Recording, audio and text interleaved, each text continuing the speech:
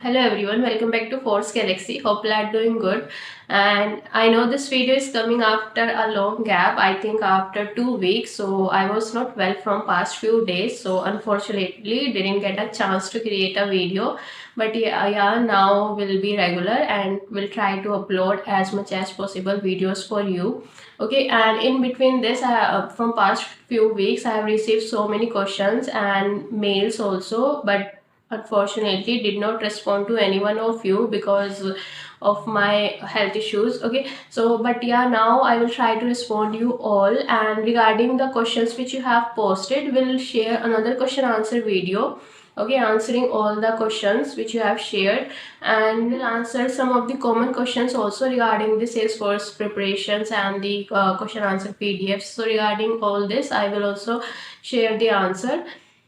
So now in this today's video, I have shared one Salesforce interview with you. Okay, and in this mainly the questions were asked from the development part. So have a look to this video, and if you have any questions or if you have any queries, to let me know in the comment section, and I'll try to revert you over the comments. And let's start with the video. How are you? Yeah, good. How are you, Kanika? I'm good too. Okay, so let's start with the introduction. Please introduce yourself. Yeah, hi. Salesforce customization, configuration, integration, data migration, and deployment. I majorly worked on sales, service, and community clouds. As a developer, I have experience with Apex, Lightning, LWC. I used to work on Apex classes, Apex triggers, batch Apex. I use Circle and social queries in order to search and update records. And I have experience in building the Lightning components in Aura components by using the Aura framework, adding the Aura attributes and Aura handlers in Lightning applications. Well, coming to the admin, I created a custom objects, uh, custom fields, and reports, dashboards, and data migration deployment activities. Well, and also I also worked on process automation tools such as proposals and process filters and email templates. This is all about me. This is all about my technical. Okay, nice. So, how much experience you have in LWC? Yeah, it was 6 months. 6 months. So, can you explain me the life cycle in LWC? Yeah, so whenever components is loading, like what are the things are doing in the backend, and also the what are the things are executing till the completion of the component of all life cycle. In the life cycle, we have multiple functions such as constructor can call connected callback and a callback, disconnected callback, rare and a callback, and a error callback. So these are generally whenever the component is loaded first time, then constructor is going to fire, and whenever is going to load at a time, and the DOM is basically having the multiple components. Whenever component is created on the DOM, connected callback is going to fire. Whenever the child component is rendering parent, then render callback is going to fire. Similarly, whenever it is dispatched on the UI, disconnected callback will going to fire. It's like these are the functions are available in the life cycle. Okay, let's suppose parent is there and child is there. Okay, Yeah. so now both have the constructor. So, what do you think? Which constructor will be going to call first, the parent one or the child one? Child constructor is going to go fire first. Child will be called first. Yeah. Okay, and in case of connected callback, Uh, yeah, connected callbacks are first parent connected callback going to fire as its component is created in a DOM structure. The hmm, parent connected callback is going to fire, and later the child connected callback will going to fire. Okay. So what is the use of this render callback in this? A render callback is used to fire actions whenever a child component is completion of the rendering in the parent. Okay. And what do you think? How many times this render callback is called? Is it called multiple times or it is called one at a time? It called multiple times based on the child component and the render functionalities. Is there any like callback functions? Then the multiple times of the render callback we're going to fire. And again, there are multiple chains in the in the parent. So there many times the render callback will be parent render callback will be fired. Okay. So is it okay to use this render callback in our components? Yeah, I mean, whenever you wanted to perform some actions, Yeah. whenever the child component rendered into the parent, then we need to use this rendered fallback. It doesn't affect anything. It just perform the action in the parent. Okay. Now let's suppose in my component I have connected callback, okay, and wire function is also there. Okay. So when the DOM is created, so what do you think which will be going to call first? Connected callback or the wire function? Wire function will load first.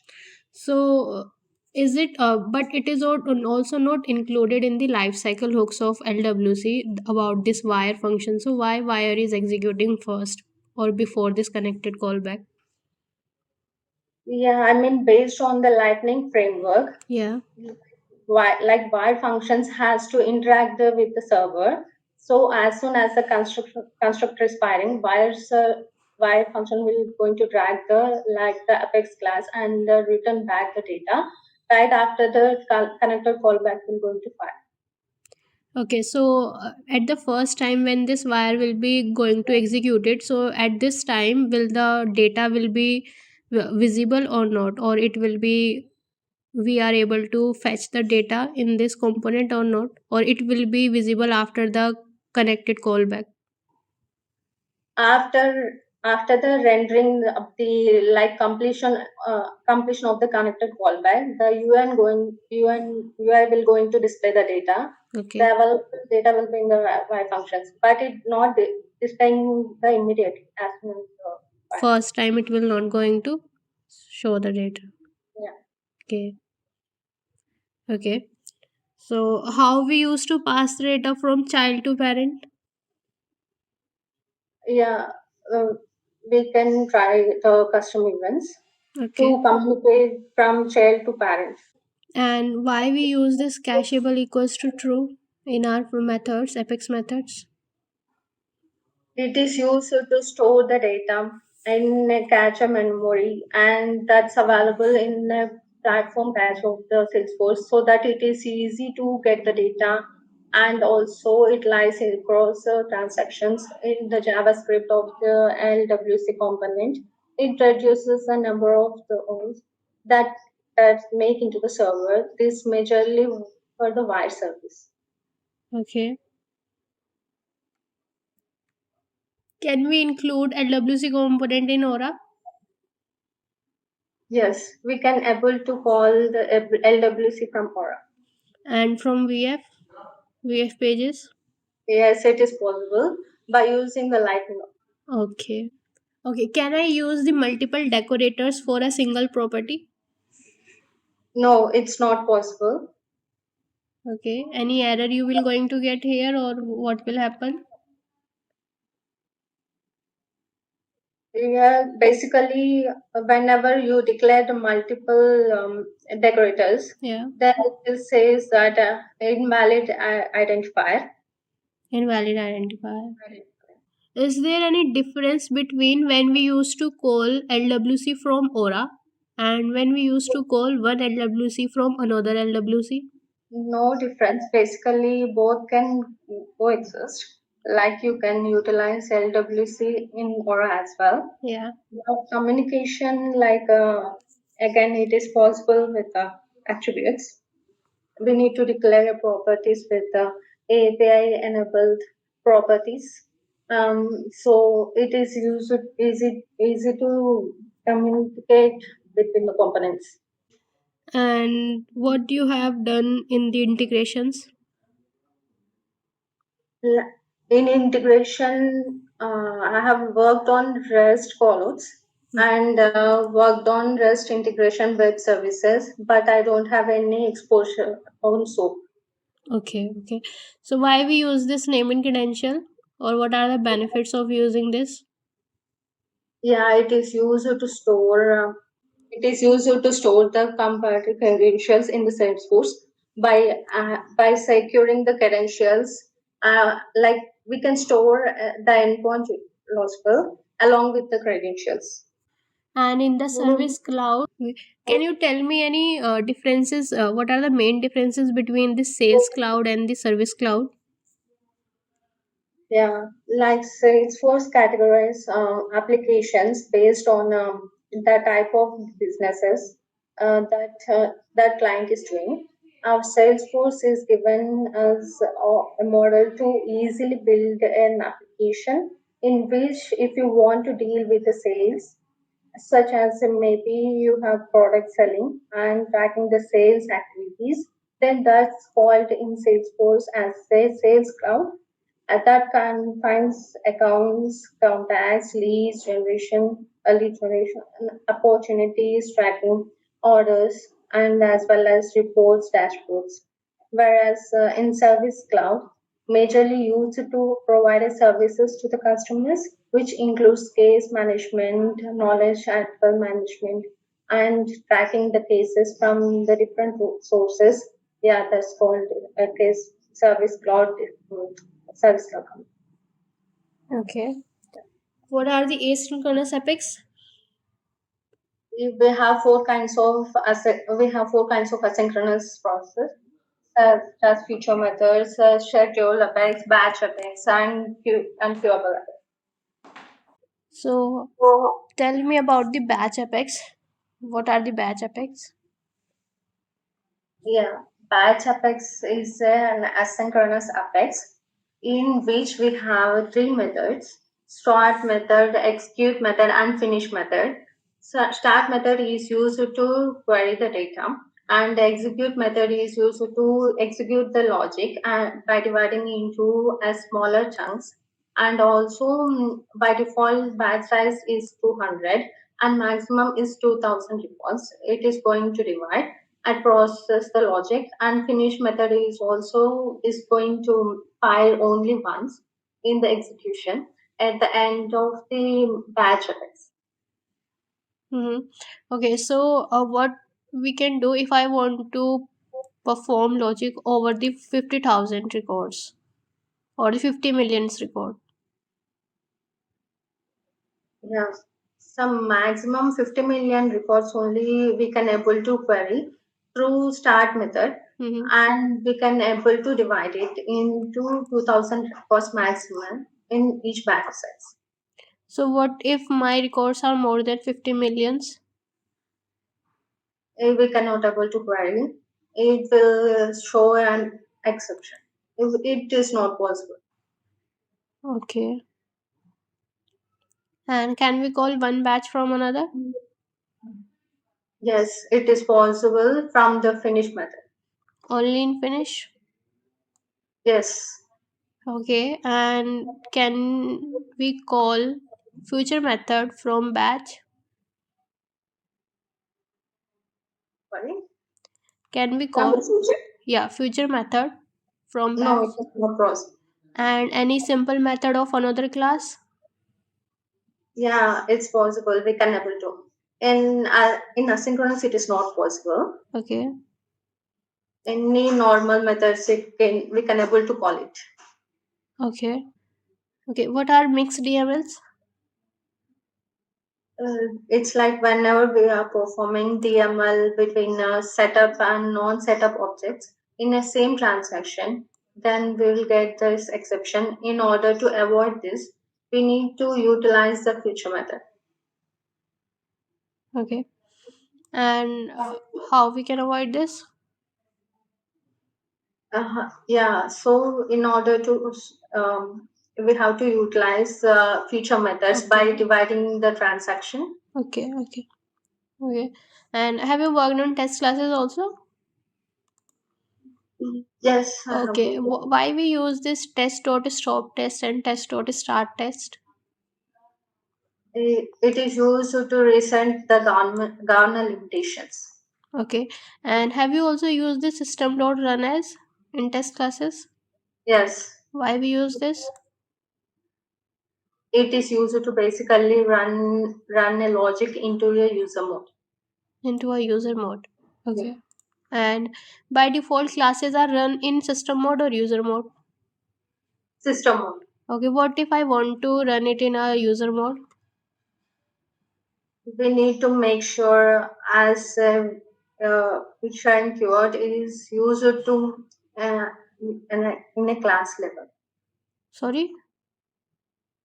We have to utilize which sharing keyword for a class. Okay. With which sharing, which permissions are enforces? For code basically, the sharing settings will be applied for the Okay. user. And what about the object and the field level permissions? It won't apply. So, and if a user is not having the permission of this particular object which is used in this Apex class, so and using this with sharing, it will not going to enforce the object level permission. So the class will successfully run. Okay. Yes, it won't enforce. Yeah. So in this case, the my class is not run in user mode. So what can I do here? If you want to make it sure on the permissions, all permissions you want to run in the user mode, we need to utilize a schema methods. We Okay. have schema dot else object dot object name dot is creatable, is Mhm. updatable, is deletable functions. Based on that, we can able to identify whether the user having access or not. Okay. Okay. Have you also made the callouts from LWC component? Yes. When I mean, I have worked on triggers related to callout. Mm-hmm. Okay. And you, how did you make the callouts from triggers? But directly we cannot make a call out to the trigger. We need to utilize the future method. We need to make a call out from the future method. That future method can be called inside the trigger. Okay. And can we call future from another future method? No, it's not possible. Okay. Okay, so what are the advantages of LWC over this Aura? LWC is a lightweight framework, Mm-hmm. and also it contains all the standards which are defined latest by the LWC organization, and it will be faster in performance. Whereas Aura components is like mm, heavyweight protocol, which needs to be loaded extra files in order to perform better in the UI. That makes performance issues a little bit slower compared to the LWC. And also the writing code in a simple steps is possible with LWC, whereas in like accessibility of attributes and all will be little bit difficult in the Aura components. Okay. Okay, so how you used to perform the deployments? I have worked till now with a workbench and also with the hand migration tools and chains. And change it. Yeah, Okay. Any idea about Git? yeah, Git I have utilized earlier in Okay. my previous project. We used to deploy our code from the Visual Studio Code to GitHub repos. Okay. So what are the best practices to write a trigger? Yeah, so we can write a trigger in a bulkified way, and also we can utilize the same trigger with the multiple events. and that means only one trigger for the object is the best practice. We should uh, we should avoid the hard-coded values. We should stop the recursion if there is a chance of recursion, and we can implement the skip logic if needed to skip a logic in the data. Yeah, I think these are the best practices for the trigger. And what is the difference between database dot update and a simple update? Uh, will not have a partial success. Hmm. That means if there is any issue occurs, one of the record, all the records are going to abort it.